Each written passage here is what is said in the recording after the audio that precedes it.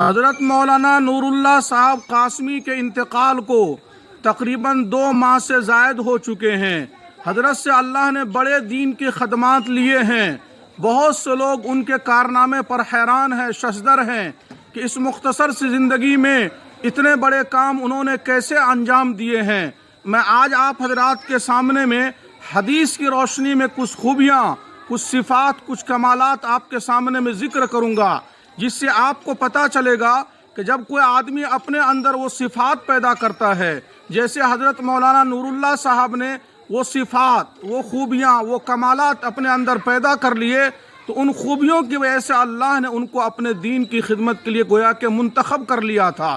اللہ کا انتخاب تھا کہ مولانا نور اللہ صاحب سے اللہ نے اس علاقے میں، اس خطے میں، اس بنجر زمین میں اتنا بڑا کام لیا ہے۔ ذرا آپ اس حدیث کو دل کے کانوں سے سنیے، وہ کیا خوبیاں ہیں جس کی وجہ سے اللہ اپنے بندوں کو اپنے دین کی خدمت کے لیے انتخاب فرماتا ہے۔ چنانچہ حضرت عبداللہ بن مسعود رضی اللہ تعالیٰ عنہ فرماتے ہیں، من کان مستنن فلیستن بمن قدمات، اگر کسی کو اسوہ اور نمونہ بنانا ہے تو ان لوگوں کو اسوہ اور نمونہ بناؤ جو ایمان پر مر کے دنیا سے جا چکے ہیں۔ اولئک اصحاب محمد صلی اللہ علیہ وسلم، وہ رسول اللہ صلی اللہ علیہ وسلم کے صحابہ ہیں۔ کانوا افضل هذه الامہ، وہ اس امت کے بہترین افراد تھے۔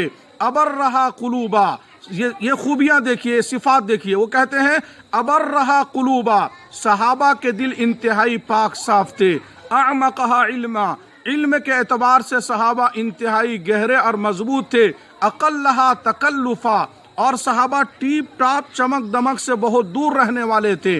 اختارہم اللہ لصحبت نبیہ، اللہ نے ان صفات کی وجہ سے صحابہ کو نبی کے صحابی بننے کے لیے ان کا انتخاب فرمایا تھا، ان کو چنا تھا۔ ولاقامت دین ہی، اور اپنے دین کو قائم کرنے کے لیے صحابہ کا انتخاب فرمایا تھا۔ فاعرفوا لہم فضلہم، لہذا صحابہ کے مقام اور مرتبے کو سمجھو۔ وتمسکوا بما استطعتم من اخلاقہم وسیرہم، جتنا تم سے ہو سکے ان کی سیرت، ان کے اخلاق کو اپنانے کی کوشش کرو۔ فإنہم کانوا علی الہدی المستقیم، اس لیے کہ وہ سارے کے سارے صراط مستقیم پر زندگی گزار کر کے اللہ سے جا کر کے ملے ہیں۔ اس میں انہوں نے 3 صفات بیان کی ہیں جس کی وجہ سے اللہ نے صحابہ کو منتخب کیا تھا۔ ابرھا قلوبا، اعمقھا علما، اقلھا تکلفا۔ یہ صفات ہم حضرت مولانا نور اللہ صاحب کی زندگی میں دیکھتے ہیں کہ کافی حد تک ان کی زندگی میں یہ صفات ملتی ہے۔ حضرت مولانا کا دل انتہائی پاک صاف ہوتا تھا۔ بسا اوقات وہ کسی پر غصہ بھی ہوتے تھے، لیکن وہ غصہ ان کے حق میں اچھا ہوتا تھا۔ جس کے اوپر غصہ ہوتے تھے ان کی اصلاح کی غرض سے غصہ ہوتے تھے، باقی حضرت کے دل میں کوئی بات نہیں رہتی تھی۔ اور اعمقھا علما، علم کے اعتبار سے بھی اللہ نے حضرت کو انتہائی گہرائی اور گہرائی عطا فرمائی تھی کہ دارالعلوم دیوبند کے اس دور کے فاضل تھے جس دور میں بڑی محنت کی جاتی تھی اس ادارے کے اندر میں، اور اس دور کے فضلاء کے اندر میں بڑی علمی قابلیت، لیاقت اور صلاحیت پائی جاتی ہے۔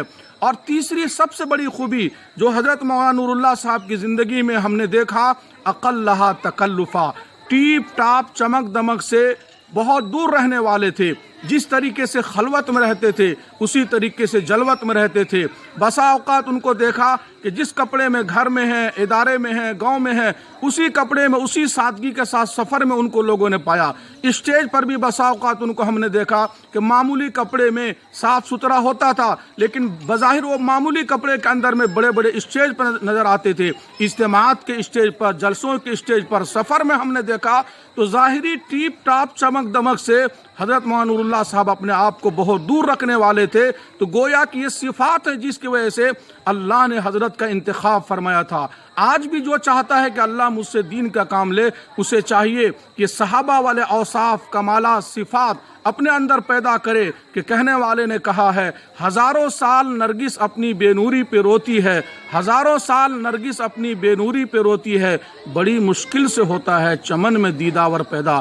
اللہ تعالی حضرت مولانا نور اللہ صاحب کی بال بار مغفرت فرمائے، اللہ حضرت کی قبر کو تا حد نگاہ کشادہ فرمائے، اور اللہ تبارک و تعالی حضرت کو جنت الفردوس میں جگہ عطا فرمائے، اور اللہ ان کے پسماندگان کو صبر جمیل عطا فرمائے۔